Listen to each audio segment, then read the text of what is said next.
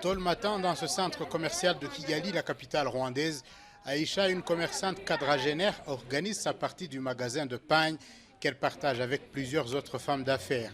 Depuis 2016, Aïcha et ses collègues de travail voyagent entre Kigali et la province de Guangzhou, dans le sud de la Chine.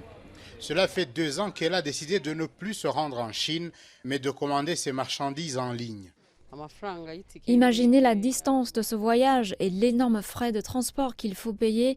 En plus des jours d'absence au travail, c'était ennuyeux. Aujourd'hui, nos marchandises sont commandées en ligne et nous les avons à temps. 45 jours suffisent pour la livraison de la marchandise.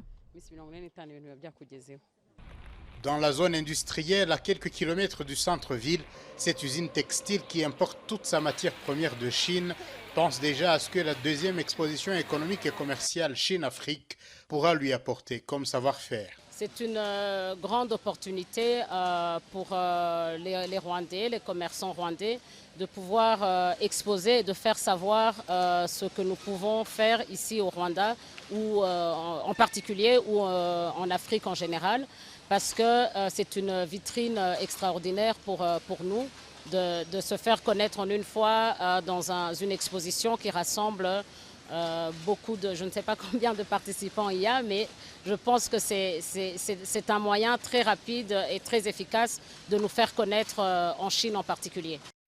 Les échanges commerciaux de la Chine et du Rwanda se chiffrent à plus de 180 millions de dollars américains, une valeur qui a tendance à se stabiliser depuis que la pandémie a frappé et paralysé certains échanges commerciaux entre les deux pays.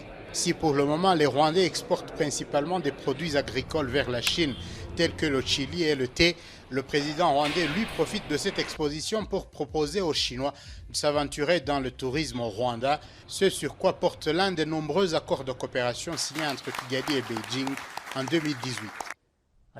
J'aimerais vous informer que le Rwanda donne le visa à l'arrivée de tous les citoyens chinois.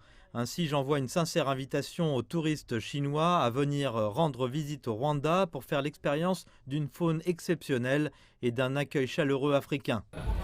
Selon plusieurs commerçants rwandais, si l'on envisageait une accélération du développement numérique du commerce entre le Rwanda et la Chine dans les accords de coopération conclus avant la pandémie de Covid-19, cette dernière a de fait avancer le commerce numérique entre les deux pays à un rythme plus soutenu.